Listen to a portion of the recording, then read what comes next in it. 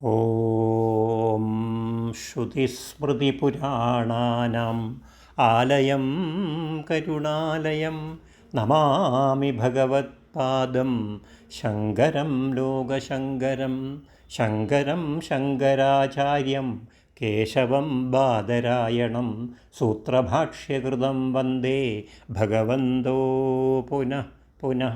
ഓം ഭദ്രം കർണേഭിഃ ശൃണുയാമദേവാഃ ഭദ്രം പശ്യേമാക്ഷഭിഃ യജത്രാഃ സ്ഥിരൈഃ അംഗൈഃ തുഷ്ടുവാംസതനൂഭിഃ വ്യശേമദേവഹിതം യദായുഃ ഭദ്രം no अपि वातयमनः.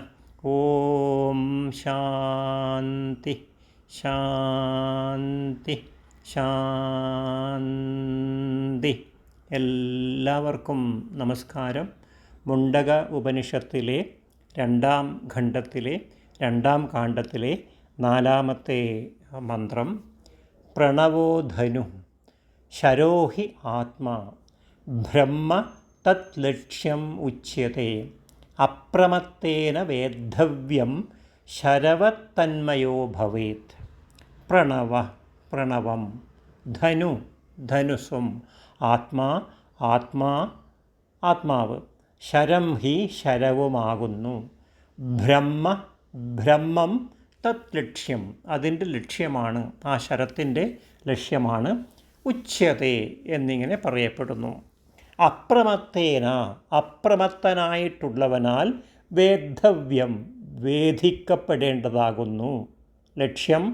ലക്ഷ്യത്തിലെത്തി ആ ശരം കൊണ്ട് വേദിക്കപ്പെടേണ്ടതാകുന്നു. ശരവത് ശരം പോലെ, തന്മയ തന്മയനായിട്ട്, ലക്ഷ്യമയനായിട്ട്, ഭവേത് ഭവിക്കും, തീരും.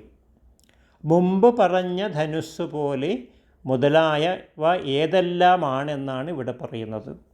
ധനുസ് എന്ന് പറഞ്ഞത് ഓങ്കാരത്തെയാണ്. അവിടെ ജ്ഞാനം എന്ന് പറഞ്ഞ മുമ്പേ ആ ജ്ഞാനം എന്നുള്ളത് ഓങ്കാരത്തെക്കുറിച്ചുള്ള ജ്ഞാനമാണ്. ലക്ഷ്യത്തിൽ ശരം പ്രവേശിക്കുന്നതിന് കാരണം വില്ലാണ്, ജ്ഞാനമാണ്.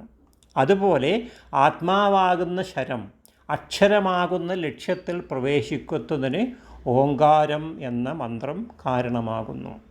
പ്രണവമന്ത്രം, പ്രണവം അഭ്യസിച്ചു കൊണ്ടിരുന്നാൽ ആ പ്രണവം ആലംബനമായിട്ടുള്ള ആത്മാവ് സംസ്കരിക്കപ്പെടുകയും അത് വില്ലിൽ നിന്ന് പായുന്ന അമ്പ് ലക്ഷ്യത്തിൽ പ്രവേശിക്കുന്നത് പോലെ പ്രതിബന്ധം കൂടാതെ അക്ഷരബ്രഹ്മത്തിൽ പ്രവേശിക്കുകയും ചെയ്യുന്നു. അതിനാൽ ഓങ്കാരം ധനുസ്സിനെ പോലെ ആയതുകൊണ്ട് ധനുസ് എന്ന് ഇവിടെ പറയുന്നു. ശരമെന്ന് പറയുന്നത് ശരീരോപാധിയോടുകൂടിയ ജലം മുതലായതിൽ സൂര്യാദികൾ എന്ന പോലെ ഈ ദേഹത്തിൽ പ്രവേശിച്ച് എല്ലാ ബോധങ്ങൾക്കും സാക്ഷിയായിരിക്കുന്ന പരൻ തന്നെയാണ്.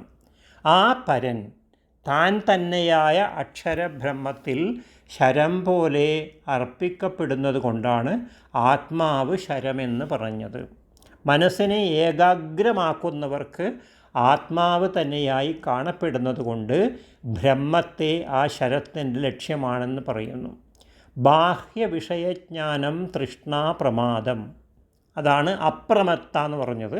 ബാഹ്യവിഷയജ്ഞാനം തൃഷ്ണാ പ്രമാദം ഇവയൊന്നും കൂടാതെ ഏകാഗ്രചിത്തനായി മനസ്സിനെ കേന്ദ്രീകരിച്ച് ഒരേ ലക്ഷ്യത്തിൽ കേന്ദ്രീകരിച്ച് എല്ലാത്തിലും വിരക്തനായും ജിതേന്ദ്രനായും ഇരുന്നു കൊണ്ട് വേണം അക്ഷരബ്രഹ്മമാകുന്ന ആ ലക്ഷ്യത്തെ വേദിക്കുവാൻ.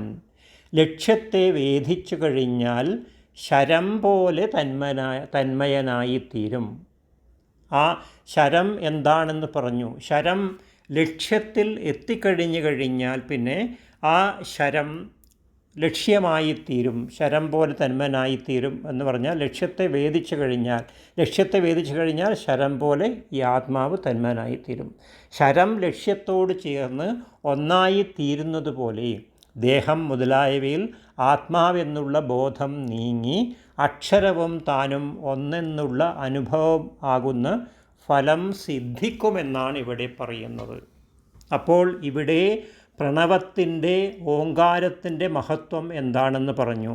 മുൻപേ പറഞ്ഞു ഔപനിഷദാകുന്ന പ്രസിദ്ധമായ മഹാസ്ത്രം വില്ല്. ആ വില്ല് പ്രണവം ആണെന്നാണ് ഇവിടെ പറയുന്നത്. ആ പ്രണവം നമ്മൾ ദിവസവും നമ്മൾ ഓങ്കാരം പ്രണവം ജപിച്ചുകൊണ്ടേ ഇരുന്ന് കഴിഞ്ഞാൽ അതുകൊണ്ടുണ്ടാകുന്ന സിദ്ധി കൊണ്ട് നമ്മുടെ ആത്മാവ് സംസ്കരിക്കപ്പെടും, സംസ്കാരമുള്ള ആത്മാവായിത്തീരും.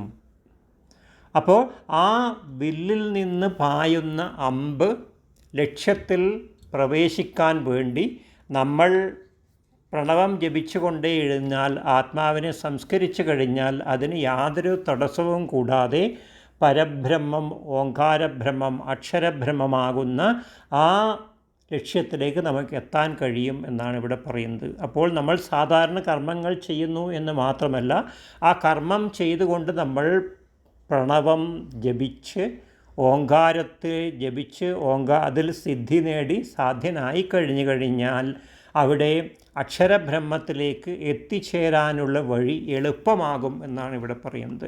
ബാക്കിയുള്ള കാര്യങ്ങളെക്കുറിച്ചൊന്നും ചിന്തിക്കാതെ പുറമേയുള്ള കാര്യങ്ങൾ, ബാഹ്യവിഷയജ്ഞാനം, തൃഷ്ണ, ആഗ്രഹം, പ്രമാദം ഒന്നിനെ തന്നെ കുറിച്ച് അതിൽ പ്രമാദമായ ഭ്രാന്ത് പോലെ നമ്മൾ പലതിൻ്റെ പിറകെയും ഓടിക്കൊണ്ടേയിരിക്കും.